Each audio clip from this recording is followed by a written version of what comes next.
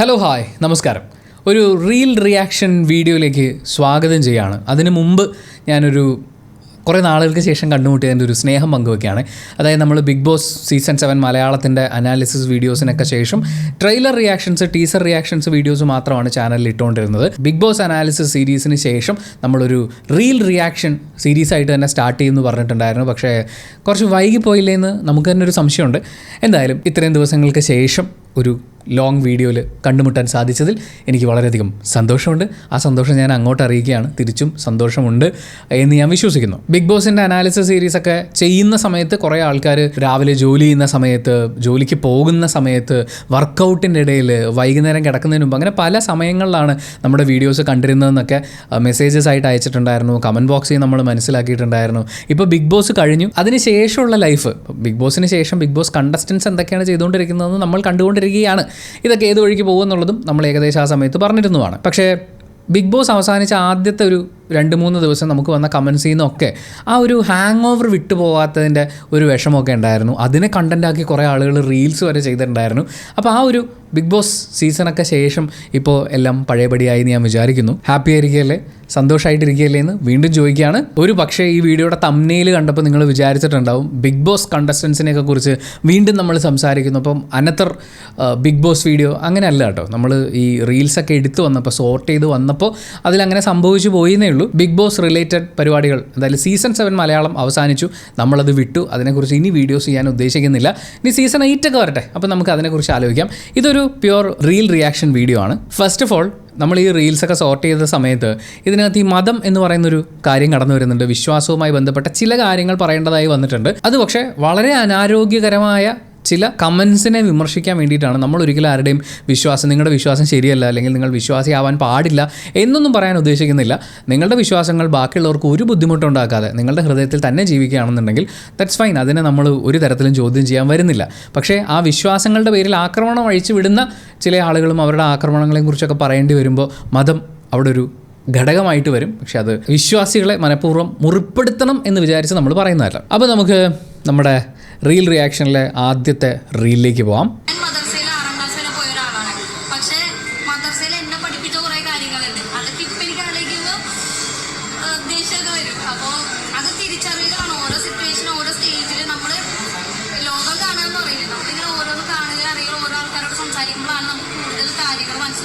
മദ്രസയിൽ 6ാം ക്ലാസ് വരെ പോയിട്ടുള്ള ഒരാളാണ്.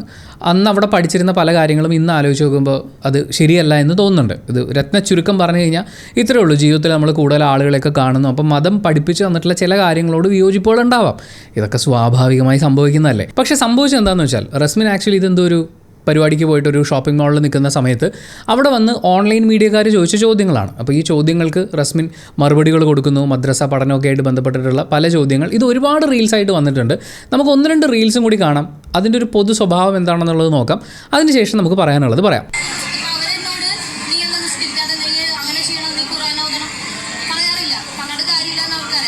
വീട്ടുകാർ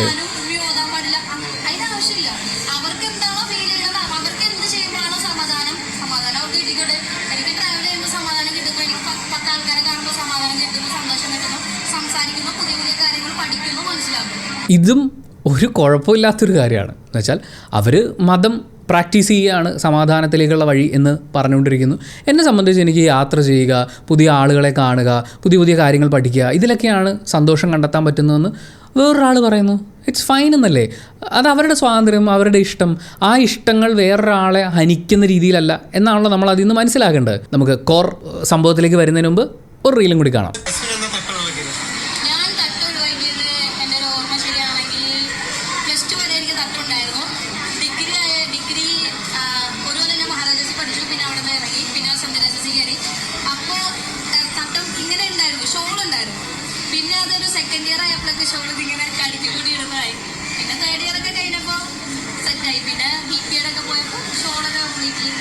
എന്താ തട്ടമിടാത്തതെന്നുള്ള ചോദ്യത്തിന് തട്ടമിടാറുണ്ടായിരുന്നു. പിന്നെ ഇവർ കോളേജ് മാറി, പുതിയ കൂട്ടുകാർ വരുന്നു, അവരുടെ ശീലങ്ങളിൽ മാറ്റങ്ങൾ സംഭവിക്കുന്നു. പയ്യെ പയ്യെ തട്ടം ഒഴിവായതാണ്. ഒരു ദിവസം രാവിലെ എണീറ്റ് തട്ടത്തിനെതിരെ പ്രഖ്യാപനം നടത്തിക്കൊണ്ടു പോവുക എന്ന് പറയുന്ന ഒരു രീതിയിലൊന്നുമല്ല. ഗ്രാജുവലി സംഭവിച്ചൊരു കാര്യത്തിനെ അവരവിടെ പറയുന്നു. ഇവിടെയൊക്കെ ഉണ്ടല്ലോ ഇവർ പറഞ്ഞിരിക്കുന്ന കാര്യത്തിനെ സിമ്പിളായിട്ട് നമ്മളൊന്ന് മനസ്സിലാക്കാൻ നോക്കിയാൽ അവർ മതവിശ്വാസിയായിരുന്നു, മതം പഠിപ്പിച്ചിരുന്ന കാര്യങ്ങൾ ശരിയാണെന്ന് അവർ വിശ്വസിച്ചിരുന്നു.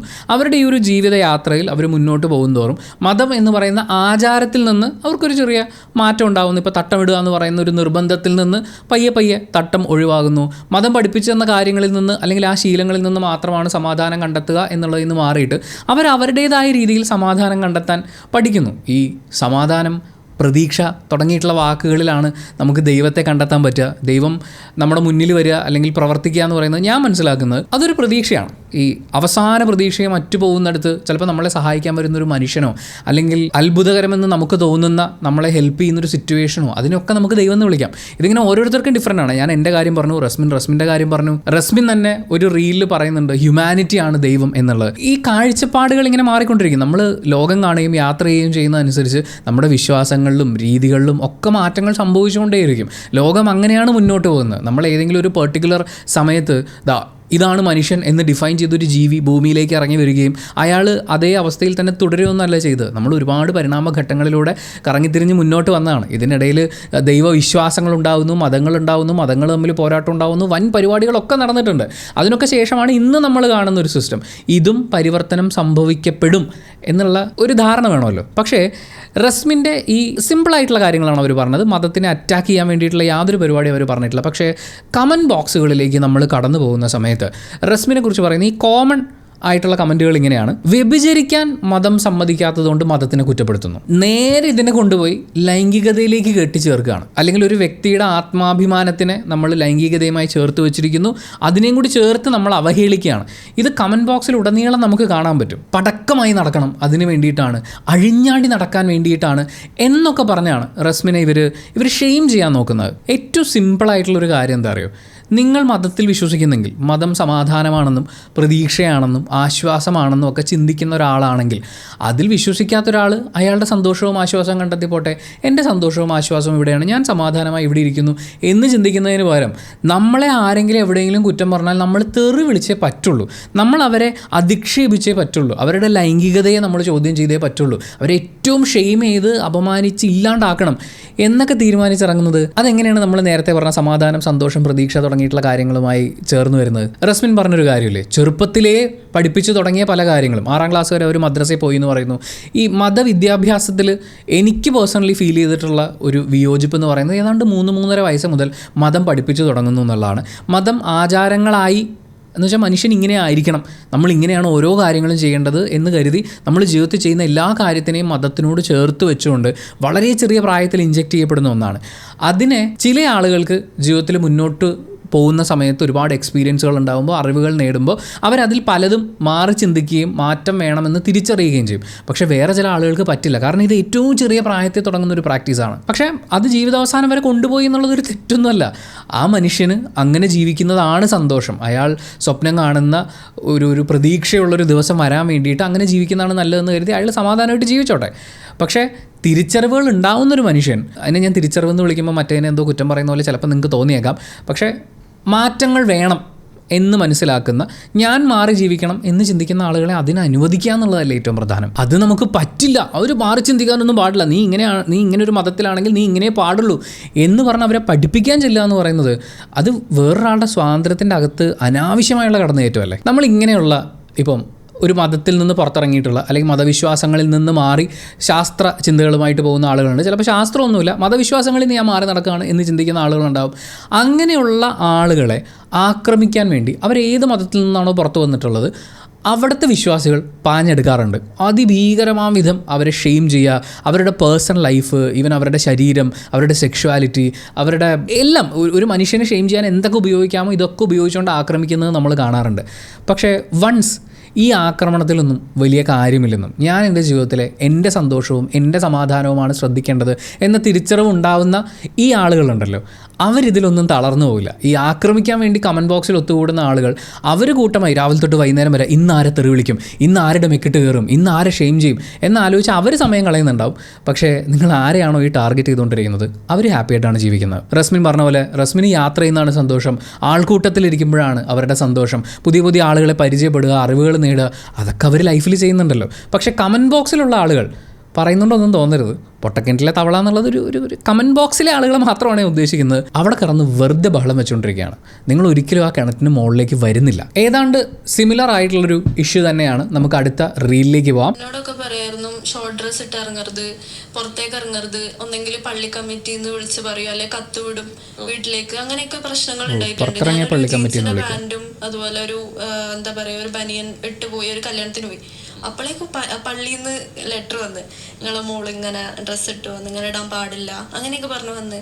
അപ്പൊ ആൾക്കാർക്ക് എന്ന് പറയുന്നത് ഞാൻ ഇന്ന കമ്മ്യൂണിറ്റി അങ്ങനൊന്നും പറയുന്നില്ല. ഡ്രസ്സിങ് അവിടെ ഭയങ്കര ഒരു പ്രശ്നമായിരുന്നു ഞാൻ നിൽക്കുന്ന ആ രീതിയിൽ. അപ്പൊ അതെനിക്കൊന്ന് ചേഞ്ച് ചെയ്യണമെന്നുണ്ടായിരുന്നു. അങ്ങനെ ചെയ്ത് കഴിഞ്ഞപ്പോ അങ്ങനെ ചെയ്യണം ആണല്ലേ, കാണിച്ചു തരാന്നുള്ളൊരു ആറ്റിറ്റ്യൂഡ്. ശരിക്കും അങ്ങനല്ല. എനിക്ക് എല്ലാ ഡ്രസ്സും ഇടാൻ ഇഷ്ടമാണ്, എല്ലാം ട്രൈ ചെയ്യണം, അങ്ങനെയൊക്കെ ഭയങ്കര താല്പര്യം. ഇവിടെയും ഇതെന്താണെന്നറിയാം, ഈ കമൻറ്റ് ബോക്സിൽ കിടന്ന് വിളയാടുന്ന ആളുകളോട് ചോദിക്കാനുള്ളത്, നിങ്ങൾക്കിത് സിമ്പിളായിട്ട് കണ്ടുകൂടെ? ഒരു പെൺകുട്ടി അവൾക്ക് ഒരുപാട് തരം വസ്ത്രങ്ങൾ ധരിച്ച് ട്രൈ ചെയ്യാനൊക്കെ ഇഷ്ടമുള്ള ഒരാളാണ്. അത് ധരിക്കുമ്പോൾ അവൾക്ക് അവളെ ഒരുപാട് കോൺഫിഡൻ്റ് ആയിട്ട് ഫീൽ ചെയ്യുന്നുണ്ട്. ഈ ചെറുതിലേ മുതൽ മതമടക്കമുള്ള കാര്യങ്ങൾ അല്ലെങ്കിൽ നമ്മുടെ സമൂഹത്തിൻ്റെ ഒരുപാട് പാഠങ്ങളൊക്കെ കുത്തി കയറ്റിയിട്ടുള്ളൊരു മനസ്സുള്ള പെൺകുട്ടി തന്നെയായിരിക്കും. അപ്പോൾ പോലും അവൾക്ക് ഒരു പെർട്ടിക്കുലർ ഡ്രസ്സ് ഇടുമ്പോൾ കോൺഫിഡൻസ് കിട്ടുന്നുണ്ടെങ്കിൽ അവളത് ധരിച്ചോട്ടെ. പക്ഷെ അവളത് ധരിക്കുമ്പോൾ തന്നെ ഈ പറയുന്ന മതസ്ഥാപനങ്ങളിൽ നിന്ന് കത്തുവരുന്ന രീതിയിൽ അത്രയും ഒരു മനുഷ്യനെ തടവിലിട്ട് വളർത്താൻ ശ്രമിക്കുക എന്ന് പറയുന്നത് അതെപ്പോഴും ഇപ്പം നൂറയുടെ ഭാഗത്തു നിന്നുണ്ടായതുപോലെ പ്രതിരോധങ്ങളുണ്ടാവും. എന്നെ അങ്ങനെ നോക്കി എങ്കിൽ ഞാൻ റിയാക്ട് ചെയ്തിട്ടുള്ളൂ എന്ന് പറഞ്ഞ് കൂടുതൽ ശക്തമായി പ്രതികരിക്കാനായിരിക്കും സാധ്യത. വേറെ കുറച്ചിടങ്ങളിലെങ്കിലും ഇവർക്ക് ഈ പറയുന്ന ഫാമിലിയെ ഉപയോഗിച്ചുകൊണ്ട് പ്രഷർ ചെയ്ത് പെൺകുട്ടികളെ തളച്ചിടാൻ പറ്റുമായിരിക്കും. പക്ഷെ എന്തായാലും നൂറ അത്തരം തളച്ചിടലുകളിലൊന്നും പെടാത്ത ആളാണെന്നുള്ളതാണ് അവരുടെ വർത്തമാനത്തിൽ നിന്ന് മനസ്സിലാവുന്നത്. നമ്മളവർ ബിഗ് ബോസിൽ കണ്ടതാണ്. അവരെങ്ങനെയാണ് അവരുടെ ലൈഫിനെ നോക്കിക്കാണുന്നതെന്ന് നമ്മൾ കണ്ടിട്ടുള്ളതാണ്. എത്രത്തോളം കോൺഫിഡൻ്റ് ആയാണ് അവർ മുന്നോട്ട് പോകുന്നത് എന്നുള്ളത് നമ്മൾ മനസ്സിലാക്കിയിട്ടുള്ളതാണ്. പക്ഷേ ഇതിനെ സിമ്പിളായിട്ട് കാണാൻ ഈ കമൻറ്റ് ബോക്സിലെ മത ഉദ്ബോധനം നടത്തുന്ന ആളുകൾക്ക് സാധിക്കാറില്ല. ഇവിടെയും നമ്മൾ റസ്മിൻ്റെ കാര്യത്തിൽ പറഞ്ഞ പോലെ തന്നെയാണ്. കമൻറ്റ് ബോക്സിൽ നടക്കുന്നത് വളരെ മോശം ആക്രമണമാണ്. കാരണം അവരുടെ ലൈംഗികത ഓൾറെഡി ഇവരുടെ സെക്ഷുവാലിറ്റി എന്ന് പറയുന്നത്, ആദില നൂറമാരുടെ സെക്ഷുവാലിറ്റി എന്ന് പറയുന്നത് ഒരു ചോദ്യമാക്കി മുന്നിൽ വെച്ച് അതിനെ ഏറ്റവും മോശമായി ചിത്രീകരിക്കുന്ന ഒരു സെറ്റപ്പിലാണ് സോഷ്യൽ മീഡിയ മുന്നോട്ട് പോയിക്കൊണ്ടിരിക്കുന്നത്. പ്രത്യേകിച്ച് ഈ ഒരു കാര്യം കൂടി പറഞ്ഞു കഴിയുമ്പോൾ ഇവിടെ ഈ മതത്തെ പറഞ്ഞു എന്ന് പറയുന്ന അല്ലെങ്കിൽ മതത്തിനെ ചോദ്യം ചെയ്യുന്നു എന്ന് പറയുന്ന ഒരു ഫാക്ടറും കൂടി വരുമ്പോഴേക്കും ആക്രമണം അതിരൂക്ഷമായിട്ടാണ് മാറുന്നത്. ഇതിൻ്റെ ഒരു എക്സ്റ്റൻഷൻ തന്നെയാണ് ആദില നൂറമാരെ ഒരു ഗൃഹപ്രവേശന ചടങ്ങിലേക്ക് ക്ഷണിക്കുകയും അതിനുശേഷം ഉണ്ടായിട്ടുള്ള വിവാദങ്ങളൊക്കെ. അവിടെയും കമൻറ്റ് ബോക്സിലാണ് നമ്മൾ ഈ ആക്രമണം കണ്ടത്. ഇവരെയൊക്കെയാണോ വിളിക്കുന്നത്, ഇങ്ങനെയുള്ളവരെയൊക്കെയാണോ വിളിക്കേണ്ടത് എന്ന് ചോദിച്ച് കടുത്ത ആക്രമണം കമൻറ്റ് ബോക്സിൽ വരികയും അവരെ വിളിച്ചതിൽ ഖേദം പ്രകടിപ്പിച്ച് ഈ ഹൗസ് ഓണർ ഒരു പോസ്റ്റ് ഇടുന്നു. അതിനുശേഷം കാര്യങ്ങൾ മനസ്സിലായിക്കൊണ്ട് വീണ്ടും ഒരു എക്സ്പ്ലനേഷൻ പോസ്റ്റിലേക്ക് നടക്കാൻ പാടില്ലാത്തൊരു കാര്യമാണത്. അതിനൊക്കെയും കാരണമാവുന്നത് ഈ പറയുന്ന കമൻറ്റ് ബോക്സിൽ ഉൾപ്പെടെ നിന്ന് ഇവരുടെയൊക്കെ ജീവിതത്തിൽ പല ആളുകളും മതത്തിന് വേണ്ടി ഇങ്ങനെ ജീവിക്കണം, ഇങ്ങനെ ജീവിക്കാൻ പാടുള്ളൂ എന്നൊക്കെ പറയുന്ന നിർബന്ധ ബുദ്ധികളാണ് ഇതിന് കാരണം. നമുക്കിനി അടുത്ത റീലിലേക്ക് പോവാം. എന്റെ വീട്ടിൽ അങ്ങനെ നിർബന്ധമൊന്നുമില്ല. എനിക്ക് കല്യാണം വേണ്ടെന്ന് പറഞ്ഞാല് ഇനി കെട്ടിക്കൂല, എന്റെ തീരുമാനമാണ്. മഞ്ചേരിയില് അങ്ങനെ ഒരു നിർബന്ധം ഉണ്ടോ? 18 ആയി കഴിഞ്ഞു കഴിഞ്ഞാൽ മഞ്ചേരിന്നല്ല, നമ്മൾ ഈ മലപ്പുറം ഏരിയയിലാണ് അത് കൂടുതലായിട്ടുള്ളത് എന്നാണ്. ഇപ്പൊ ഒന്ന് വേണ്ട, ഇപ്പൊ ഓള് പറഞ്ഞ് എന്താ നമ്മൾ നോ പറഞ്ഞു കഴിഞ്ഞാൽ ഓല് ഒരിക്കലും കെട്ടിക്കൂലാന്ന്. അത് വെറുതെ ആണ്. കാരണം കുറെ വീട്ടിലുണ്ട് പാരന്റ്സ്, നമ്മൾ എത്ര നോ പറഞ്ഞു കഴിഞ്ഞാലും ഈ അത് ചെയ്യൂലെന്നുണ്ടെങ്കിൽ അന്ന് ഇത്രയും കാലം വളർത്തിയത് എന്തിനാണ്, നമ്മൾ എന്താ അങ്ങനെ നമ്മൾ ഒരാളെ പ്രേമിച്ച് കഴിഞ്ഞവർക്ക് തെറ്റാ. നമുക്ക് അതിനുള്ള പ്രായമായിട്ടില്ല, നമ്മൾ അതിനായിട്ടില്ല, നിങ്ങൾ ഇപ്പൊ തന്നെ കുടുംബം ചെയ്യുന്നത് നമ്മൾ സെയിം ഏജ് ഒക്കെ നോക്കണമെന്നുണ്ടെങ്കിൽ പറയേണ്ടി വരില്ല. അത് ഭയങ്കര തെറ്റാ. അറിയാത്ത ഒരാളെ കല്യാണം പറയും ഞങ്ങൾ അന്വേഷിക്കണ്ടല്ലോ. പ്രേമിക്കുമ്പോ നമ്മൾ പോലെ മനസ്സിലാക്കണില്ലേ? അത് ഇവർ അന്വേഷിക്കണമെന്ന് പറഞ്ഞാല് ഒരു ദിവസം വീട്ടിൽ വന്നിട്ട് ചായ അടിച്ച് പിറ്റേ ദിവസം ഒരാൾ നാട്ടിൽ പോയി എന്തൊക്കെ അന്വേഷിക്കണേ? സാമ്പത്തികം അന്വേഷിക്കുമായിരിക്കും. ഓൾക്ക് നല്ലൊരു വീടുണ്ടോ, ഇപ്പൊ കെട്ടുന്ന ആൾക്ക് എന്റെ ബാധ്യത ഉണ്ടോ, ജോലി. നീ ഇപ്പൊ കെട്ടിച്ചാൽ വല്ല പെങ്ങന്മാരുണ്ടെങ്കിൽ അത് പറ്റില്ല. കാരണം അതൊരു ബാധ്യതയാണല്ലോ. ഈ ചെക്കനെ കുറിച്ചിട്ട് ഈ അന്വേഷിക്കുന്നതിന് പകരം എന്റെ മകൾക്ക് നല്ലൊരു ജോലി ആയോ, എന്റെ മകൾക്ക് ആവശ്യത്തിന് വിദ്യാഭ്യാസം, ഇതൊക്കെയല്ലേ ഇവർ അന്വേഷിക്കേണ്ടത്? ഇല്ല, ഇപ്പൊ ചെക്കന് എന്തെല്ലാം കൺസെപ്റ്റ് ഉണ്ടാവും. അപ്പൊ ഒരു പറയും ഓ ചെക്കന് എന്തൊക്കെ കൺസെപ്റ്റാണ്. അപ്പൊ ഈ പെൺവീട്ടാരോ നമ്മൾ കല്യാണത്തിന് പോയി കഴിഞ്ഞാലേ കുറച്ച് അമ്മായിമാരുണ്ടാകും. ഇങ്ങനെ വന്നാണ്ട് അമ്മായിമാരും അമ്മാവന്മാരും അമ്മാമാരെ പിന്നെ അടുത്ത് കയറില്ല. എന്തൊക്കെ പണ്ടുള്ള എത്ര പവന, അതാണ് ചോദ്യം. അല്ലാതെ എനിക്ക് ഇഷ്ടമായ ചെക്കനെ അങ്ങനെ ആരും ചോദിക്കൂല. എത്ര പവനുണ്ട്, ചെക്കന്റെ പേരെവിടെ, അല്ലേ എന്ന് വലിയ പേരെയാണോ, അതേ ചോദിക്കുള്ളൂ. ഭക്ഷണം കഴിക്കും. ചെക്കന്മാരെന്നെ പരിപാടി ഇറക്കണമെന്നുണ്ടെങ്കിൽ നമ്മളെ ഗ്രൂം സൈഡിൽ തന്നെ പരിപാടി ഓ ഓലൊരു പൊന്തമിടലൊക്കെ ആറ്. എന്താ പറയാ പൊന്തമിടല്, എന്താണെന്ന് പറഞ്ഞു നമ്മളെ ആവശ്യമില്ലാതെ, അതായത് ഓല കാലത്തൊന്നും അങ്ങനെ ഇല്ലല്ലോ. അപ്പൊ വീട്ടുകാരൊക്കെ തീരുമാനിക്കുന്നത് ചിലപ്പോൾ കല്യാണത്തിന്റെ ദിവസമായിരിക്കും ചെറുക്കൻ പെണ്ണ് തമ്മിൽ കാണുന്നത്. നമ്മളിപ്പോ ബ്രൈഡ് സൈഡിൽ നിന്ന് ഒരു ഡാൻസ് ഇറക്കിയാ പറയോ അമ്മേ ആ പെണ്ണും കൂടുതലും കാട്ടു നോക്കിയാ എന്താണ് ഇതിന് നാളെ പഠിച്ചവന്റെ അടുത്ത് മറുപടി പറയണ്ടേ പറയും. അത് ഓരോ കാലത്തില്ല, പക്ഷെ നമ്മൾ കാലം മാറിയില്ലേ. ഈ ഒരു ചെറിയ പ്രായത്തിൽ 18 വയസ്സ് തികയാൻ കാത്തിരിക്കുന്ന രീതി, ഈ ഒരു ചെറിയ പ്രായത്തിൽ 18 വയസ്സ് തികയാൻ കാത്തിരിക്കുന്ന രീതിയിൽ പെൺകുട്ടികളെ കല്യാണം കഴിച്ച് അയക്കുന്നത് കൊണ്ടുള്ള അപകടങ്ങൾ എന്തൊക്കെയാണ്? 18 ആവുമ്പോ ചിലർക്ക് മെച്ചൂരിറ്റി ഉണ്ടാവും, ചിലർക്ക് അറിയാം ഞാനൊരു കുടുംബജീവിതമാണ്, അങ്ങനെ അക്സെപ്റ്റ് ആക്കാൻ പറ്റും. പക്ഷെ ചിലവരെന്ന് പറഞ്ഞാൽ ഇപ്പോഴും നമ്മളെ നടക്കണ കാര്യം ഇപ്പൊ ഞങ്ങളെ കൂട്ടത്തിൽ തന്നെ ഉണ്ട്, കല്യാണം കഴിഞ്ഞെന്നുള്ളൂ, അപ്പോഴും നമ്മളെ മാതിരി പൊട്ടത്തരം പറഞ്ഞ് ആ ഒരു ലെവലിലേക്ക് എത്തിയിട്ടില്ല. അപ്പൊ അത് എത്താതെ അതിക്ക് പോയിട്ട് കാര്യമില്ലല്ലോ. ഞാൻ ആലോചിക്കുന്നത് എന്തൊരു ബ്രില്യൻ്റ് ആയിട്ടാണ് ആ കുട്ടി സംസാരിക്കുന്നത്. അവൾ പറയുമ്പോൾ ഒരുപാട് വളരെ രസമായിട്ട് പറയുന്ന പോലെ തോന്നും, പക്ഷേ വളരെ ഹാർഡായിട്ടുള്ള യാഥാർത്ഥ്യങ്ങളാണ് ആ കുട്ടി പറഞ്ഞുകൊണ്ടിരിക്കുന്നത്. ഇപ്പോൾ കല്യാണം വേണ്ട എന്ന് തീരുമാനമെടുക്കാനുള്ളൊരു സ്വാതന്ത്ര്യം, അല്ലെങ്കിൽ എനിക്കിപ്പോൾ കല്യാണം വേണ്ട എന്നൊരു തീരുമാനം എടുക്കാനുള്ള സ്വാതന്ത്ര്യം ആ കുട്ടിക്കില്ല. അങ്ങനെ എനിക്കിപ്പോൾ കല്യാണം വേണ്ട എന്ന് പറഞ്ഞു കഴിഞ്ഞാൽ നിന്നെ ഇത്രയും നാൾ നോക്കി വളർത്തിയ ഞങ്ങളല്ലേ. ഇതൊരു ഗിൽറ്റാണ്. അതായത് നിങ്ങൾ ജന്മം കൊടുത്തിട്ടുണ്ടെങ്കിൽ അവർ പ്രായപൂർത്തിയാവുന്നവരെ അവരെ നോക്കാനുള്ള ഉത്തരവാദിത്തം നിങ്ങൾക്കുണ്ട്. അത് ജന്മം കൊടുക്കുന്നവരുടെ ഉത്തരവാദിത്വമാണ്. പക്ഷേ അതിൻ്റെ കണക്ക് പറഞ്ഞിട്ടാണ് ഈ പെൺകുട്ടിക്കൊരു ഉള്ളിലൊരു ഗിൽറ്റ് ഉണ്ടാക്കി കൊടുത്ത് ബ്ലാക്ക് മെയിൽ ചെയ്യാന്ന് പറയില്ല, ഇമോഷണൽ ബ്ലാക്ക് മെയിലിംഗ് എന്ന് പറയുന്ന പരിപാടി നടത്തി അവളെ കല്യാണത്തിന് നിർബന്ധിച്ച് അയക്കുന്നു. കല്യാണം കൂടാൻ വരുന്ന ആൾക്കാർ പോലും ചോദിക്കുന്നില്ല നിനക്ക് അവനെ ഇഷ്ടപ്പെട്ടിട്ടാണോ എന്നുള്ളത്. അങ്ങനെ ഒരു ചോദ്യത്തിന് അവിടെ പ്രസക്തി ഇല്ലെന്ന് അവരെല്ലാവരും ആസ് എ സൊസൈറ്റി ആ വന്നുകൂടുന്ന ഒരാൾ പോലും ചോദിക്കുന്നില്ല. എന്നാൽ പെൺകുട്ടി പറയുമ്പോൾ അവൾ എത്രയോ വിവാഹങ്ങൾ കണ്ടിട്ടുണ്ടാവും, വിവാഹം കഴിച്ചു പോയിട്ടുള്ള എത്രയോ ബന്ധുക്കൾ അവൾക്കുണ്ടാവും. അവരീ നിന്നൊക്കെയും ഇവൾ മനസ്സിലാക്കുന്നതാണ് ഈ കുട്ടി ഈ പ്രായത്തിനുള്ളിൽ കണ്ടറിഞ്ഞിട്ടുള്ള ജീവിതങ്ങളിൽ നിന്നുള്ള അവളുടെ എക്സ്പീരിയൻസുകളാണ് ആ ഷെയർ ചെയ്യുന്നത്. ഞങ്ങളുടെ കൂട്ടുകാരുടെ കൂട്ടത്തിൽ തന്നെ ഓൾറെഡി കല്യാണം കഴിഞ്ഞിട്ടുള്ളവരുണ്ട് എന്നാണ് പറയുന്നത്. അതിലേറ്റവും വാലിഡ് ആയിട്ടുള്ള ഒരു കാര്യം എന്ന് പറയുന്നത് 18 വയസ്സാകുമ്പോൾ ചില ആളുകൾക്ക് മെച്യൂരിറ്റി ആയിട്ടുണ്ടാവും എന്ന് പറയുന്ന ഒരു ഫാക്ടർ അത് അവൾ പറയുന്നുണ്ട്. പക്ഷേ എല്ലാവർക്കും മെച്യൂരിറ്റി ആവണമെന്നില്ല. പക്ഷേ ഇതൊരു നിർബന്ധമാണ്. 18 വയസ്സായോ, പ്രായപൂർത്തിയായോ, എത്രയും പെട്ടെന്ന് കല്യാണം കഴിപ്പിക്കുക എന്ന് പറയുന്നതിനെ, ആ ശീലത്തിനെ ആ പെൺകുട്ടി ചോദ്യം ചെയ്യുകയാണ്. ഈ കുട്ടി ഇത് പറയുന്ന സമയത്ത് മുഴുവൻ കയ്യടികൾ ഉയരുന്നുണ്ട്. അവൾ ഓരോ പോയിന്റ് മുന്നിലേക്ക് വെക്കുമ്പോഴും ഇതേ യാഥാർത്ഥ്യങ്ങളെ മനസ്സിലാക്കിയിട്ടുള്ള, ഒരുപക്ഷെ ഇത് തുറന്നു പറയാൻ മടിയുള്ള, എനിക്ക് ആ പെൺകുട്ടി സംസാരിക്കുന്ന കാണുമ്പം എനിക്ക് ഭയങ്കര ഇഷ്ടമായി. എന്ന് വെച്ചാൽ അത്രയും സ്ട്രോങ് ആയി അത്രയും ഫ്ലോയിൽ പറയാനൊരു അവസരം കിട്ടിയപ്പോൾ നിങ്ങൾ ആ പറച്ചിലിൻ്റെ സ്പീഡ് തന്നെ ശ്രദ്ധിച്ചിട്ടുണ്ടോ? എനിക്ക് പറയാനുള്ളത് പറയാൻ കിട്ടുന്നൊരു അവസരമാണ്, ഇത് ഞാനിവിടെ പറയും എന്നുള്ളത്. അങ്ങനെ പറയാൻ സ്ട്രോങ് ആയി അവൾ വളർന്നു വന്നു എന്ന് പറയുന്നത് അത് കാണുമ്പോൾ ഒരു സന്തോഷവും അഭിമാനമൊക്കെയാണ്. ആൻഡ് അവൾ അത് പറയുമ്പോൾ ഞങ്ങൾക്ക് വേണ്ടിയാണ് ആ പറയുന്നത്, അല്ലെങ്കിൽ അവൾ ആ പറയുന്നത് പൂർണ്ണമായും ഞാൻ ശരിവെക്കുന്നു. കയ്യടി എങ്ങനെ ഉണ്ടാവുക? വലിയൊരു കയ്യടി എന്ന് പറഞ്ഞ ഒരു ആങ്കർ പറയുമ്പോഴേക്കും എല്ലാവരും കയ്യടിക്കും, അതിലൊന്നും ഒരു ആത്മാർത്ഥത ഉണ്ടാവില്ല. പക്ഷേ ഇവൾ സംസാരിക്കുന്ന ഓരോ ഇടങ്ങളിലും ഓരോ പോയിൻറ്റ്സിലും ഈ ആളുകൾ കയ്യടിക്കുന്നത് അവർക്കും കൂടി അത് ഉൾക്കൊള്ളാൻ പറ്റുന്നതുകൊണ്ടാണ്. ഇത്രയും പെൺകുട്ടികൾക്ക് അത് ഉൾക്കൊള്ളാൻ പറ്റുന്നുണ്ട്. പക്ഷേ നമ്മൾ കമൻറ്റ് ബോക്സിലേക്ക് പോയി കഴിഞ്ഞാൽ ഇതങ്ങനെ ഒന്നുമല്ല. ഈ വർത്തമാനമൊക്കെ പറയുന്നുണ്ടെങ്കിൽ അവൾ ഒളിച്ചോടിപ്പോയിരിക്കും, വേലി ചാടാൻ റെഡിയായിരിക്കുകയാണ് എന്ന രീതിയിലാണ് ആ പെൺകുട്ടിയെ അവഹേളിക്കുന്ന കമൻറ്റുകൾ പോകുന്നത്. അവളുടെ ഉപ്പയും ഉമ്മയും ഒക്കെ സൂക്ഷിച്ചോ എന്ന് പറഞ്ഞ് ഇത് അപ്പനെയും അമ്മയും പേടിപ്പിക്കുകയാണ്. ഇവരോട് ഓൾറെഡി പറഞ്ഞിട്ടുണ്ട് നിങ്ങളുടെ മക്കൾ കാണിക്കുന്നതൊക്കെ നിങ്ങളുടെ തലയിൽ വരും, അവർ നിങ്ങൾ പറയുന്നത് അനുസരിച്ചില്ലെങ്കിൽ നിങ്ങളുടെ വളർത്തു ദോഷമാണെന്നുള്ളത്. അപ്പോൾ ഓൾറെഡി ഈ പെൺകുട്ടിയെ കൺട്രോൾ ചെയ്യാനുള്ള മാർഗ്ഗം അവൾക്ക് പ്രൊവൈഡ് ചെയ്യുന്ന, അവൾക്ക് ആഹാരം, വസ്ത്രം, പാർപ്പിടം, അവളുടെ ചിലവിനുള്ള പൈസ ഇതൊക്കെ പ്രൊവൈഡ് ചെയ്യുന്ന അച്ഛനമ്മമാരെ പേടിപ്പിക്കുക. മര്യാദയ്ക്ക് നോക്കിയും കണ്ടതൊന്നും അല്ലേ മോള് ചാടിപ്പോവും, അത് ഭയങ്കര പ്രശ്നമാണ് എന്ന് പറഞ്ഞ് പേടിപ്പിച്ച് അവരെ കൊണ്ട് കൺട്രോൾ ചെയ്യിക്കുക.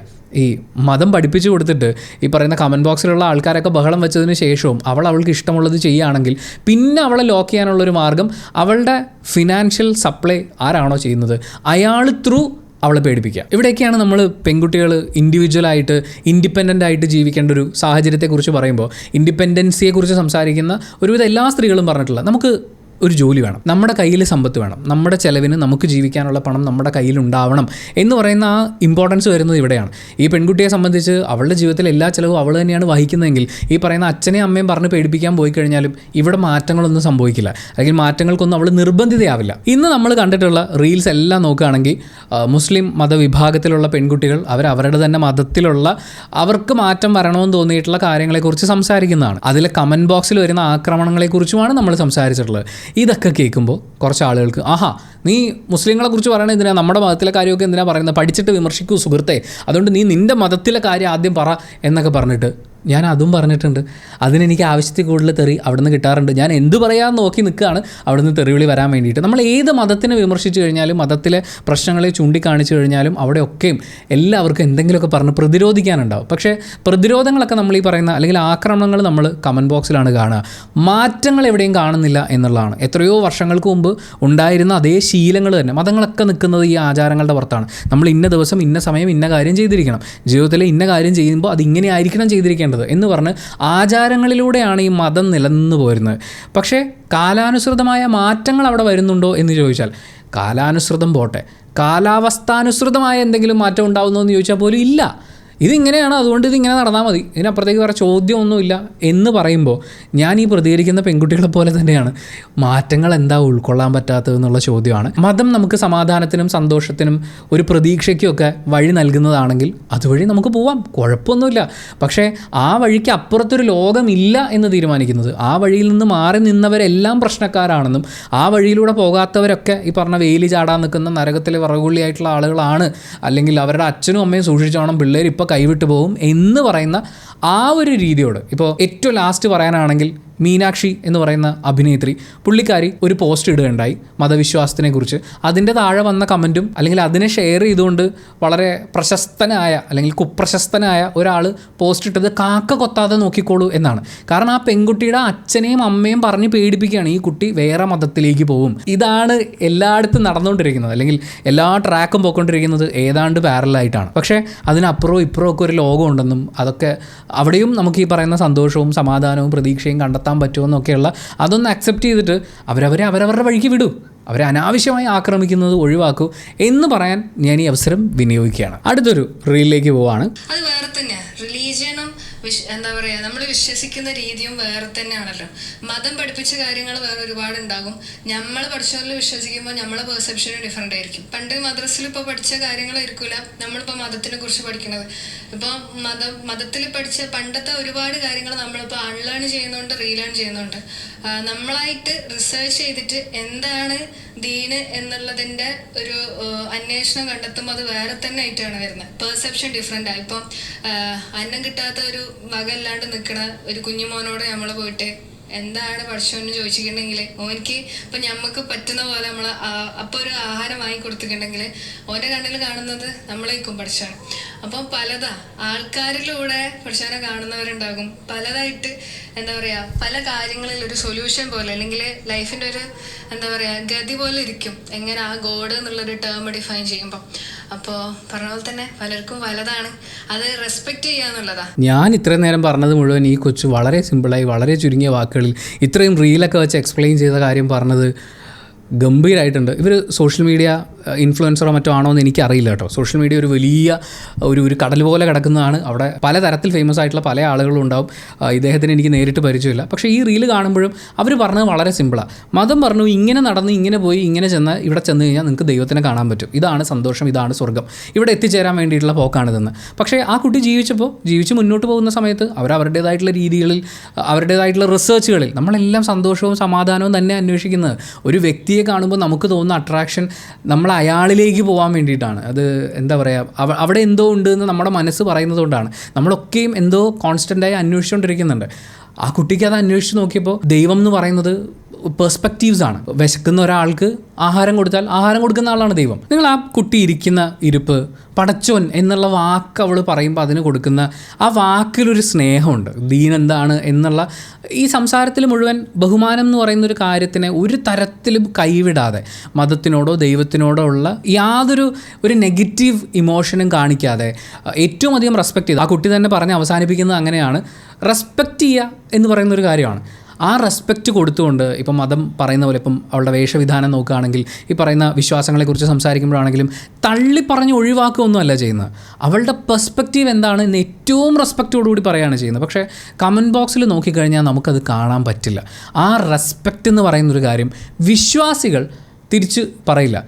ഇവരിൽ പലരും ഇങ്ങനെ സംസാരിക്കുന്ന ആളുകളെയൊക്കെ ഓൾറെഡി എക്സ് മുസ്ലിം എന്ന് അഭിസംബോധന ചെയ്താണ് സംസാരിക്കുന്നത്. അതായത് മുസ്ലിമിനെ തള്ളിപ്പറഞ്ഞവരായി പ്രഖ്യാപിച്ചിട്ടാണ് ഇവരുടെ ഈ ആക്രമണങ്ങൾ ആരംഭിക്കുന്നത് തന്നെ. നമ്മൾ ഈ റീൽസിലൂടെ ഒക്കെ കടന്നു പോകുന്ന സമയത്ത് മനസ്സിലാക്കാൻ പറ്റുന്ന ഒരു കാര്യം, കമൻറ്റ് ബോക്സും ഈ സംസാരിക്കുന്ന ആളുകളും തമ്മിലുള്ള അവരുടെ സംസാരത്തിൻ്റെ ടോണിലെ ഡിഫറൻസും എല്ലാം വെച്ച് നോക്കുമ്പോൾ എങ്ങനെയൊക്കെ സംസാരിച്ചു കഴിഞ്ഞാലും മതം പറയുന്നതനുസരിച്ച് ജീവിക്കുക, മതവിശ്വാസത്തിനെ തള്ളി പറയാതിരിക്കുക, അങ്ങനെയൊക്കെ ഏറ്റവും റെസ്പെക്റ്റ്ഫുള്ളി സംസാരിക്കുമ്പോഴും ഒരു വിയോജിപ്പ് പ്രകടിപ്പിച്ചു കഴിഞ്ഞാൽ, നമ്മൾ ഈ കണ്ടിട്ടുള്ളത് മുഴുവൻ പെൺകുട്ടികൾ സംസാരിക്കുന്നതാണ്. അവരൊക്കെയും ഓപ്പോസിറ്റ് നിൽക്കുന്നവർക്കുള്ള റെസ്പെക്റ്റ് കൊടുത്തു തന്നെയാണ് സംസാരിച്ചിട്ടുള്ളത്. പക്ഷേ എത്രയൊക്കെ മതവിശ്വാസങ്ങൾക്ക് അനുസരിച്ച് മുന്നോട്ട് പോകുന്നു എന്ന് പറഞ്ഞാലും എന്തെങ്കിലും ഒരു വിയോജിപ്പ് പ്രകടിപ്പിച്ചു കഴിഞ്ഞാൽ അവരെ ഏറ്റവും മോശക്കാരായി ചിത്രീകരിച്ച് അവരുടെ വീട്ടുകാരെയും കൂടി ചേർത്ത് വെച്ചുകൊണ്ട് അവരെ അവഹേളിക്കാവുന്ന എല്ലാ മാർഗ്ഗങ്ങളും ഉപയോഗിച്ച് അവരിൽ പ്രഷർ ചെലുത്താനുള്ള എല്ലാ മാർഗ്ഗങ്ങളും ഉപയോഗിച്ച് ആക്രമിക്കാനായിരുന്ന ഒരു കൂട്ടരെയാണ് നമ്മൾ ഇപ്പുറത്ത് കാണുന്നത്. ആ ആറ്റിറ്റ്യൂഡിനോട്, ഈ ആക്രമണ സ്വഭാവത്തിനോടുള്ള ഒരു വിയോജിപ്പ് പ്രകടിപ്പിക്കാൻ വേണ്ടിയിട്ടാണ് നമ്മൾ ഈ സെറ്റ് ഓഫ് റീൽസ് തന്നെ റീൽ റിയാക്ഷന് വേണ്ടിയിട്ട് സെലക്ട് ചെയ്തിട്ടുള്ളത്. ഈ വിശ്വാസികളെ തള്ളി പറയുക എന്നുള്ളതല്ല നമ്മളിവിടെ ഉദ്ദേശിച്ചിട്ടുള്ളത്. വിനീത് ശ്രീനിവാസനൊക്കെ പറഞ്ഞ പോലെ എൻ്റെ വിശ്വാസം വേറൊരാളെ ആക്രമിക്കാനുള്ള വാളായി മാറാത്തടുത്തോളം, ഞാൻ വളരെ സിമ്പിളായിട്ടുള്ളൊരു ഉദാഹരണം പറയാം. നമ്മുടെ വീട്ടിൽ നമ്മൾ മതിലൊക്കെ കെട്ടി സംരക്ഷിച്ചിരിക്കുന്ന നമ്മുടെ വീടിൻ്റെ പറമ്പിൽ നമ്മളൊരു ചെറിയ ഉദ്യാനം ഉണ്ടാക്കി, കുറച്ച് പൂച്ചെടികളുണ്ട്, ചെറിയൊരു പോണ്ട് പോലെ ഉണ്ടാക്കി, കുറച്ച് മീനുകളെയും വെച്ച് ഈ പ്രാവും പക്ഷികളൊക്കെ വന്നാൽ കഴിക്കാനുള്ള കുറച്ച് സാധനങ്ങൾ അവിടെ വെച്ചിട്ടുണ്ട്. അവിടെ ഒരു കസേരയിൽ ചാരിയിരിക്കുന്ന സമയത്ത് നമുക്ക് നല്ല ആശ്വാസം ഫീൽ ചെയ്യും. അപ്പോൾ അവിടെ ഈ മീനുകൾക്ക് നമ്മൾ കൃത്യസമയത്ത് ഭക്ഷണം കൊടുക്കണം, ചെടികൾക്ക് വെള്ളം കൃത്യമായിട്ട് കൊടുക്കണം. അങ്ങനെ ആ പൂന്തോട്ടത്തിനെ പരിപാലിച്ച് കഴിയുമ്പോൾ നമുക്കൊരു ആശ്വാസമുണ്ട്. പക്ഷേ ഈ പൂന്തോട്ടത്തിൽ വന്നിരുന്നാൽ മാത്രമാണ്, അല്ലെങ്കിൽ ഈ പൂന്തോട്ടം ഈ പറയുന്നത് പോലെ പരിപാലിച്ചാൽ മാത്രമാണ് ലോകത്ത് സമാധാനം ഉണ്ടാവുക. അങ്ങനെ പരിപാലിക്കാത്ത എല്ലാവരെയും ഞാൻ കുറ്റം പറയും, അവരൊക്കെ മോശക്കാരാണെന്ന് പറഞ്ഞു നടക്കുമെന്ന് പറയുന്ന പോലെ വിശ്വാസം നിങ്ങളുടെ ഉള്ളിൽ ഒരു പൂന്തോട്ടം പോലെ മനോഹരമായിട്ട് അവിടെ ഇരിക്കട്ടെ. നിങ്ങൾക്ക് ടെൻഷൻസ് ഉണ്ടാകുമ്പോൾ, നിങ്ങൾക്ക് പ്രതീക്ഷകൾ നശിക്കുമ്പോൾ, നിങ്ങൾക്ക് കൂട്ടിനൊരാൾ വേണമെന്ന് തോന്നുമ്പോൾ നിങ്ങളും നിങ്ങളുടെ ദൈവവും തമ്മിൽ കമ്മ്യൂണിക്കേറ്റ് ചെയ്തോളൂ. പക്ഷേ അതിനെ ബാക്കിയുള്ളവരുടെ മേൽ ആക്രമണം അഴിച്ചുവിടാനുള്ള ഒരു റീസൺ ആയിട്ട് ഒരിക്കലും കരുതരുത് എന്ന് പറഞ്ഞിട്ട് നമ്മുടെ ഈ ചാനലിലെ ആദ്യത്തെ റീൽ റിയാക്ഷൻ വീഡിയോ ഇവിടെ വൈൻഡപ്പ് ചെയ്യാണ്. അപ്പോൾ thank you so much for watching this video. Video ഇഷ്ടപ്പെട്ടാൽ ലൈക്ക് ചെയ്യുക, കമൻറ്റ് ചെയ്യുക, ഷെയർ ചെയ്യുക, സബ്സ്ക്രൈബ് ചെയ്യുന്ന കാര്യവും ഹൈപ്പ് ചെയ്യുന്ന കാര്യമൊക്കെ പരിഗണിക്കുക.